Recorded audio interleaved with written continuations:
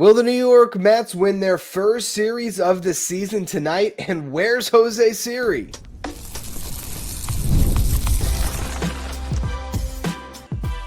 You are Locked On Mets, your daily New York Mets podcast. Part of the Locked On Podcast Network, your team every day.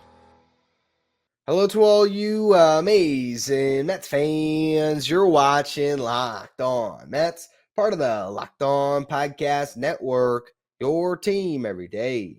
I'm your host, Ryan Finkelstein. If you want to find any of my work, follow me on X at Finkelstein Ryan. You can also find some of my writing at justbaseball.com, where I work as the managing editor. The Mets and Astros are knotted up at one game apiece. We have our first rubber match of the season tonight. Will the Mets come out victorious in their first series of the season, or will Houston defend their home field and beat the Mets?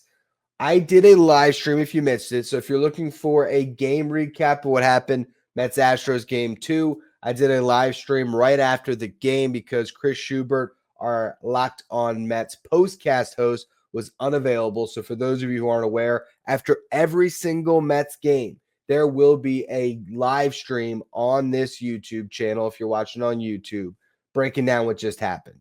Most days, it'll be Chris Schubert. If he's not available, I'll hop on. Or if there's a big game and I want to hop on anyway, I might as well. Those shows, again, are going to be labeled postcast. If it's Chris hosting, if it's myself, it'll just look like your typical episode of Locked On Mets. But again, that is where I put my thoughts on what happened between the Mets and Astros in Game 2, where I broke down Tyler McGill's pitching performance, which I thought was very solid, where I talked about the Mets lineup and how Juan Soto hit his first home run in a Mets uniform and spent a lot of time in the Mets bullpen, which was excellent.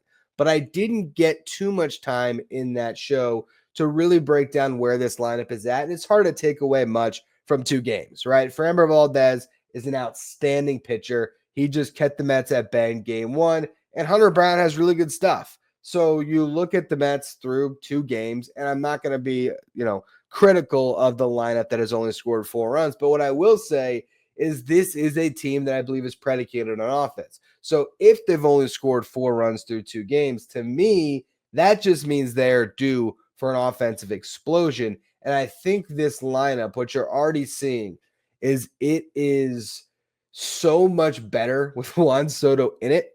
And it's going to create so many opportunities for the 3 hitters that are right behind him. Francisco Lindor has to set the table. It's been a rough start for him. It's 2 games. He's 0 for 7, though, with 3 strikeouts. He only hit 200 in spring. I'm never going to knock Lindor and say that this guy all of a sudden can't hit. We know what he's capable of. But he is a slow starter, so that is something to monitor. How long will it take before he starts to get his feet under him? Hopefully not as long as last year. But even if it is a longer road to getting back on top of his swing, it won't be noticed as much because behind him, you have Juan Soto. And so far, Juan Soto has 9 plate appearances in a Mets uniform. He's got a hit in each game, one of them being a home run. And he's drawn 3 walks, so he's gotten on base in more than half his plate appearances. Another guy that's gotten on base in half of his plate appearances is Pete Alonso, who has walked 3 times already. You have Brandon Nimmo and Mark Vientos, who I really think are the guys that can really turn this lineup up a notch or two because they are going to get opportunities with runners on base. Because if you have, even if it is a situation where Lindor is not getting on to start off the season, Juan Soto, he's going to be getting on base, and teams are still fearful of Pete Alonso. He's drawing his walks. We saw him do that a lot in spring. I think Pete is in a really good spot right now where he's a lot more patient in the box than we saw at times last year, and that's going to set up a lot of situations for Brandon Nimmo and Mark Vientos. We've already seen Nimmo get a couple of hits. Mark Vientos to the big RBI hit in Game 2. So I really like the way this lineup is shaping up for those two. I also like the fact that when the Mets, or if the Mets, I should say, have a first inning where they go down in order, Brandon Nimmo gets to be your second leadoff guy. So I like how that's working out with him in the cleanup spot where you see Nimmo getting some opportunities to lead off innings because we know that's a spot he is very comfortable in. And then beyond that front five, your DH right now, Jesse Winker and Starling Marte, each of them got hits in their starts, as we've seen each side of the platoon so far. Winker will likely be in there for game 3 because it is a righty on the mound, Spencer Arrighetti. But what I've noticed so far, that's a spot in the lineup that you're not going to be worried about because these two guys are professional hitters. They're going to give you good ABs. And I think this platoon situation is going to keep both of them at their best, where you're shielding Winker from left-handed pitching, you're shielding Marte from a lot of right-handed pitching, and it plays to both of their strengths. So I think the DH spot for the Mets will continue to be a strength throughout this season. But this lineup right now is really great 1 through 6, and it definitely falls off in that bottom third. Now, it's 2 games, but the at-bats do drop off, because right now you have center field, which I think is going to be a question mark for a lot of this season. Talk about Jose Siri in a second. You got second base with Brett Beatty and Luis Angel Acuna. Hopefully Beatty can bring over some of that success we saw in spring training. First game, pop up in a strikeout. Again, we're not going to look too much into it, but that's a big sort of wild card for this lineup because if Brett Beatty and Acuna in that platoon right now can figure out something and have a nice groove going, well, that bottom third of the lineup looks that much better. Eventually, you'll get Jeff McNeil back. That should lengthen out this lineup. And when you get Francisco Alvarez back, if he has that breakout we've all been counting on, all of a sudden the bottom third can be really excellent. And this team might only have one hole in the lineup on any given night with the question marks they're going to have offensively in center field. But second base right now, it's still a question until these guys prove it at the big league level. Acuna's 0 for 4, Beatty's 0 for 2. Acuna did have that great at-bat where he drew the walk in game 1 in the 9th inning against Josh Hader. These guys are capable. We just have to see it. To Luis Turen's credit, so far he's got a double in each game. I'll be curious if he starts all 3 games of this series or if they give Hayden Senger the start against Spencer Arrighetti with Griffin Canning on the mound in this final game. But one guy that has not gotten in yet, the only position player who has not seen the field so far, is Jose Siri. Jose Siri, I imagine, will start this final game. It's hard to take any huge, takeaways from 2 games, but it is interesting because I sort of expected Jose Siri, if he wasn't in the lineup for opening day, which I was kind of counting on him being in the lineup for that game. All right, I figured he'd be out there for game 2. Maybe they would just alternate. Instead, it's Tyrone Taylor that got them down the first 2 games. So far, he's 1 for 8. Again, who cares about the stats up to this point? But I was curious, is there something in the spring training numbers or the head-to-head matchups between Framber Valdez and Hunter Brown and Jose Siri and Tyrone Taylor that led to this decision? What I found, not really too much. In spring, very similar springs between these guys. Jose Siri was 9 for 42. He hit 214. Tyrone Taylor was 10 for 47. He hit 213. Jose Siri drew 5 walks. Tyrone Taylor drew 4 walks. Their on-base percentage was within 5 points of each other, just over 300. Siri did strike out 15 times, so he had a strikeout rate of 30.6%. Last year, he struck out 38% of the time. Tyrone Taylor struck out 9 times, only had a 17% K rate. I don't think that's why the Mets have made this decision. You look at the head-to-heads, Jose Siri 1 for 5 against Framber with an RBI double and 3 strikeouts. Not horrible numbers, but he has striking out a bunch.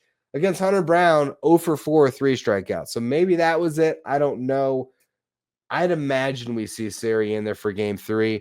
And maybe it's a situation where the Mets want to go 2 games on, 2 games off. I mean, these guys are not opposite-handed, so you can't platoon that way.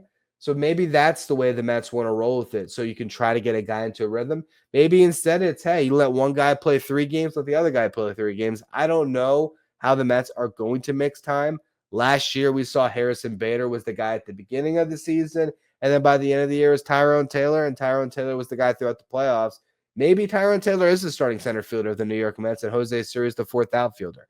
When they acquired Jose Siri, because of the upside, both defensively, this is one of the best defensive center fielders in baseball, and offensively, I think we were all anticipating he would be the guy that got a little bit more of the playing time in this, time split or time share in center field. So far, that hasn't been the case.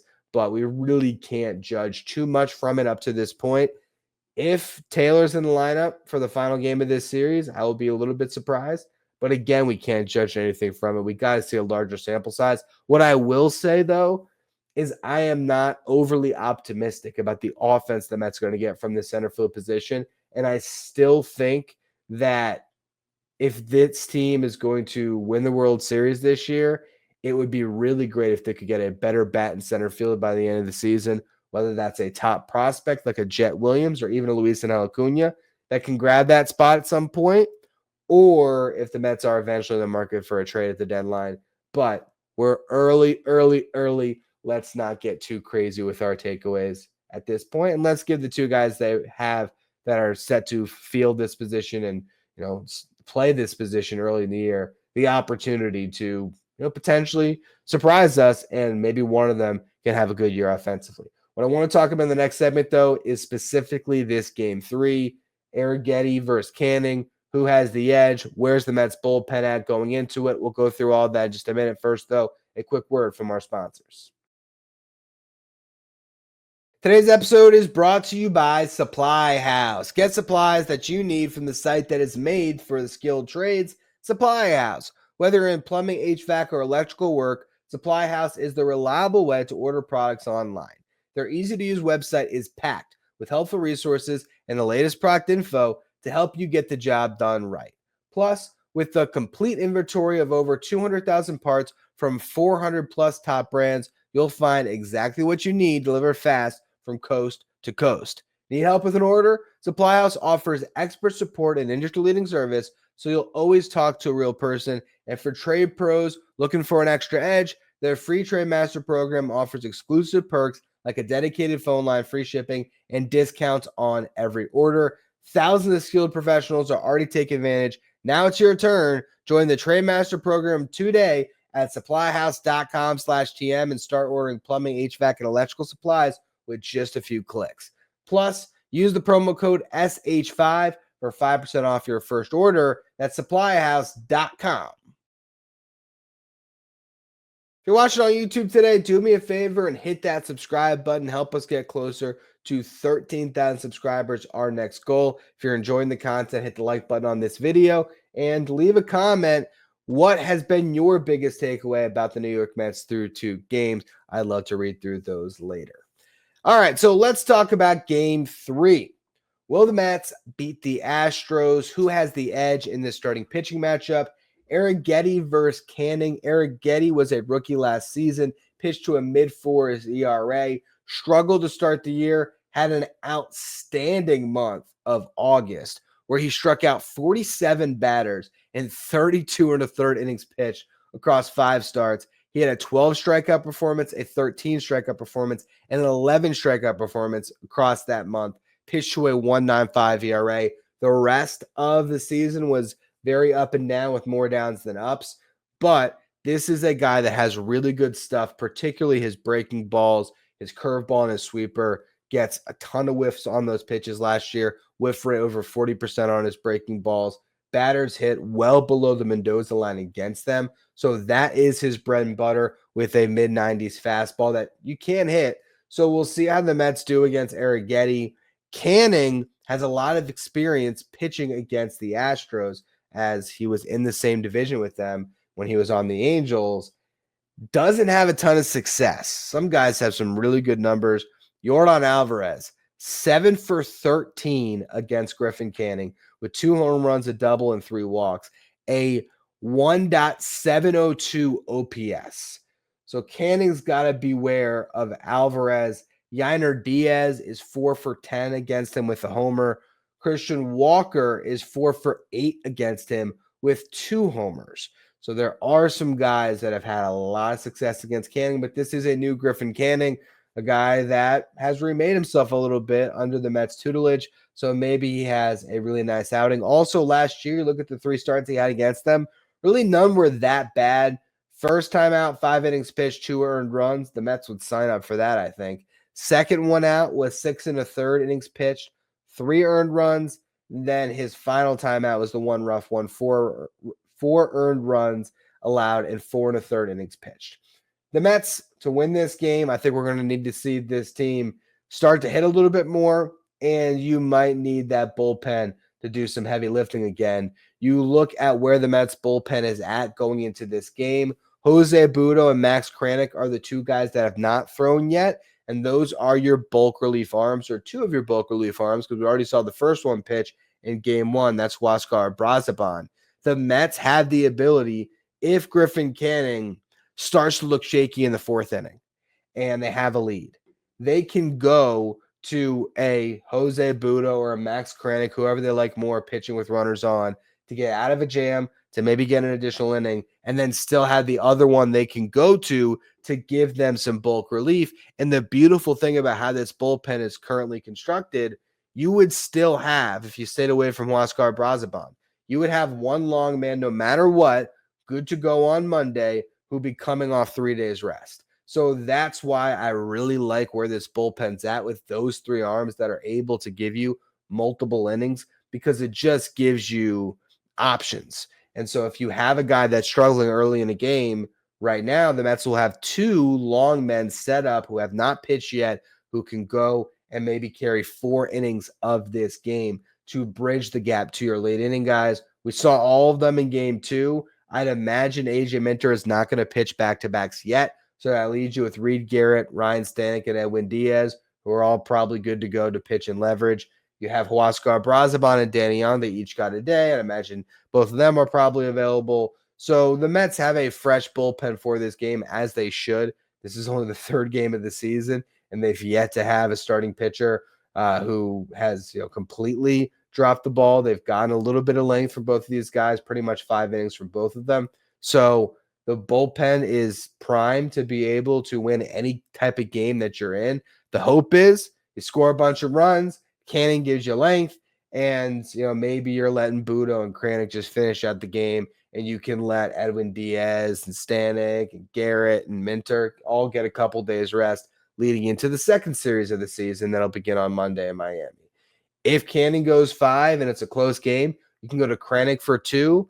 And if you want to, then you can go to your late inning guys, and you can save Budo for Monday. You also could have Budo, pitch and leverage. We've seen the Mets do that last year, so that's always on the table.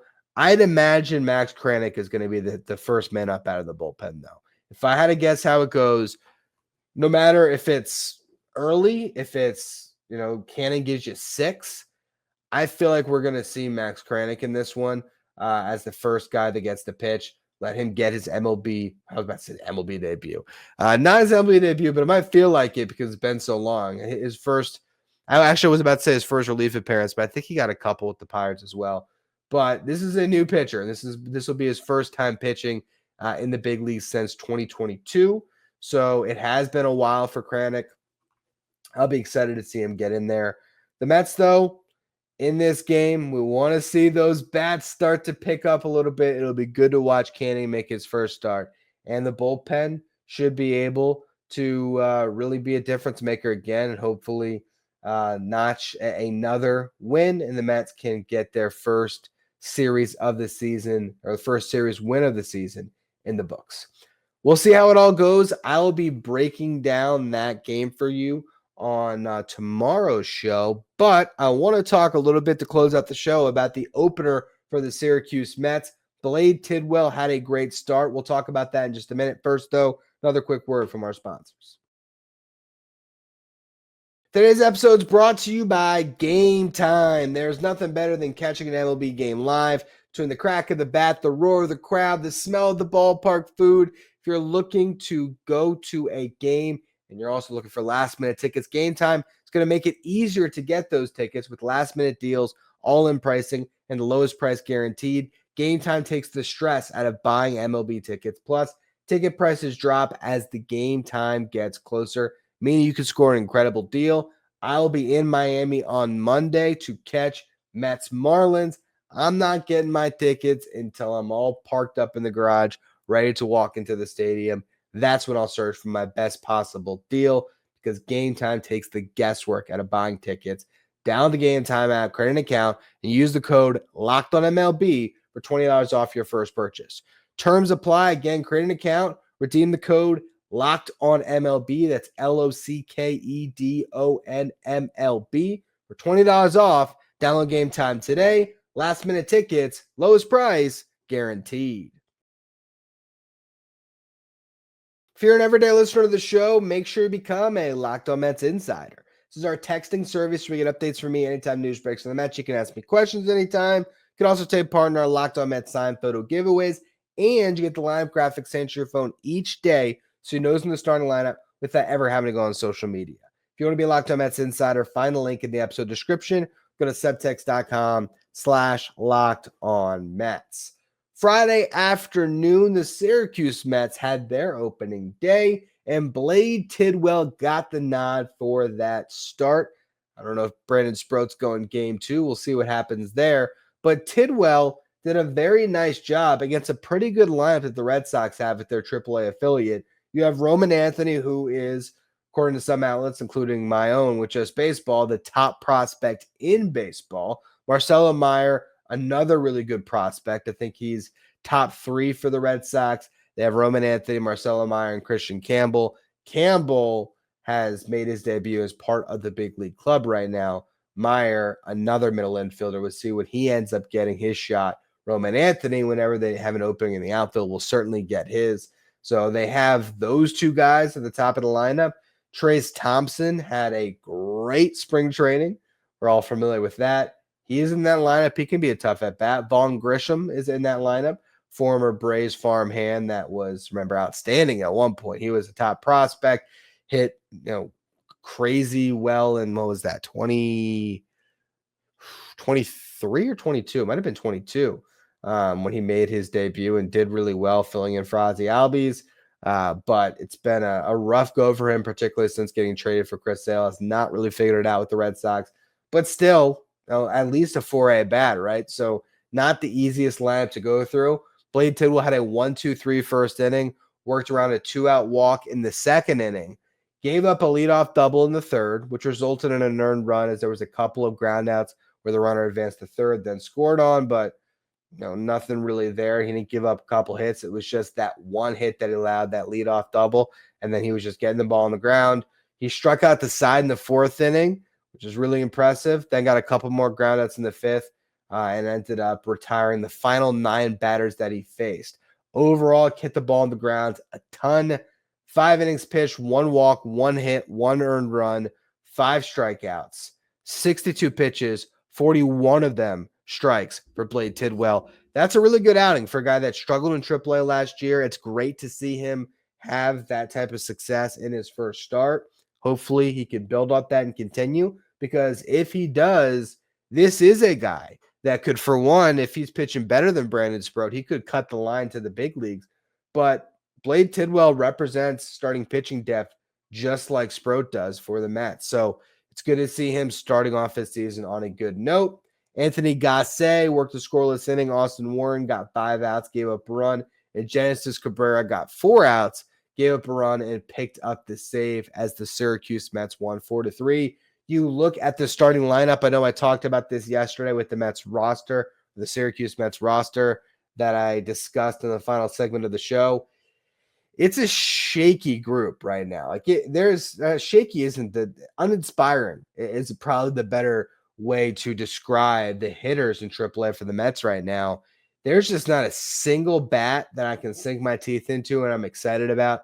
The best bat in this lineup that I'm interested to see how he does is Luke Ritter, who's batting 5th in this one. The Mets went Donovan Walton, Luis De Los Santos, Billy McKinney, Joey Meneses, Luke Ritter as their 1-5. Ritter and Meneses each went 3 for 4, so they had good games. Gilberto Celestino was a big piece for this win for the Syracuse Mets. Got a leadoff hit in the 5th, stole a base, and then scored on an RBI hit by Donovan Walton. 7th inning, Jackson Reitz hit a solo homer.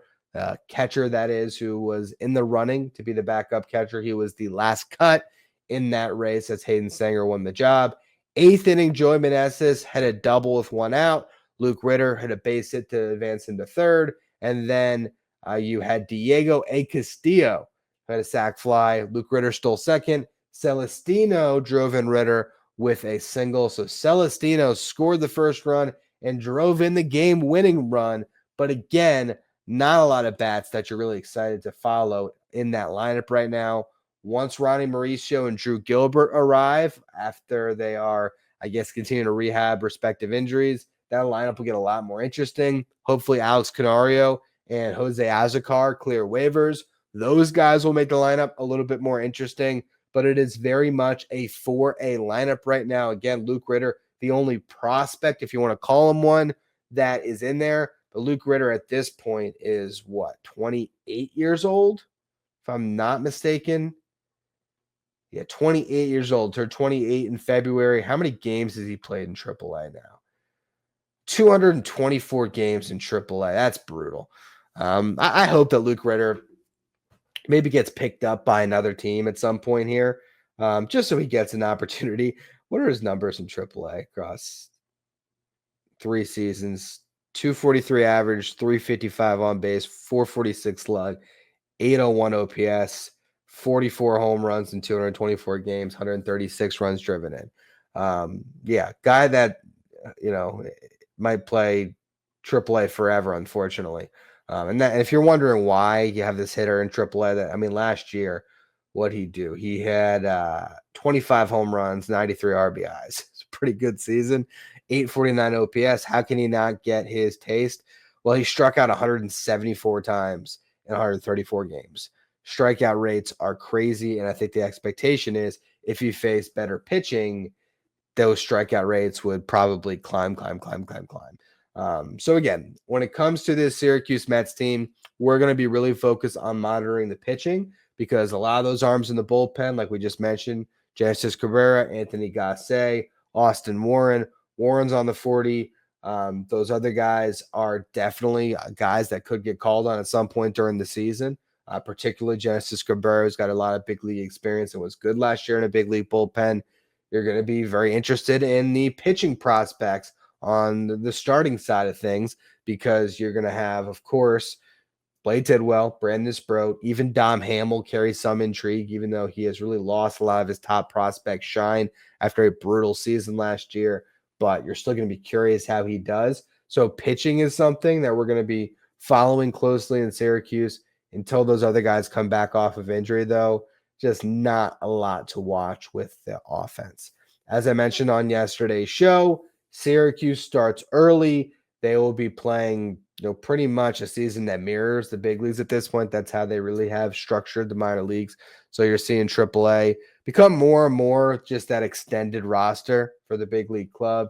And then you're going to see a lot of the top prospects get going April 4th, where you'll have Binghamton, Brooklyn, and St. Lucie all open up their seasons. On yesterday's show, if you missed it, I did 10 bold predictions for some of the Mets' top prospects this year. So if you want to go back and check out Friday's show, you can hear me give you some updates and some thoughts on a lot of the top prospects in this system that are going to get going soon. But for now, that's going to be all for today's edition of Locked On Mets. Again, I am going 7 days a week now for the rest of the season. So I will have a Sunday show for you, 6 o'clock in the morning, as always on YouTube. A little bit earlier than that on your podcast feed. I'll be recapping the final game of the series, Mets versus Astros, giving you my way too early takeaways on that series. And we'll probably save the upcoming series preview, Mets versus Marlins, for Monday's show, as the Mets have an off day on Sunday. So maybe we'll do another little update on whatever happens in Syracuse for their second game. As again, I would think we might get to see Brandon Sproat's first start of the season. Until then, thank you all for tuning in. Make sure you follow, rate, and review wherever you get your podcasts. If you are listening to today's show, if you're watching on YouTube, do me a favor. Hit that subscribe button. Help us get closer to 13,000 subs. If you want to be a Locked On Mets insider, find the link in the episode description. Go to subtext.com/LockedOnMets. Thank you for making Locked On Mets your first listen or your first watch every day. Now, for your second watch, head over to YouTube and check out the first ever 24/7 streaming channel that covers everything in the world of sports. We're talking about Locked On Sports Today with our local hosts from each team, league-wide hosts from each league. Find Locked On Sports Today streaming 24/7 on YouTube.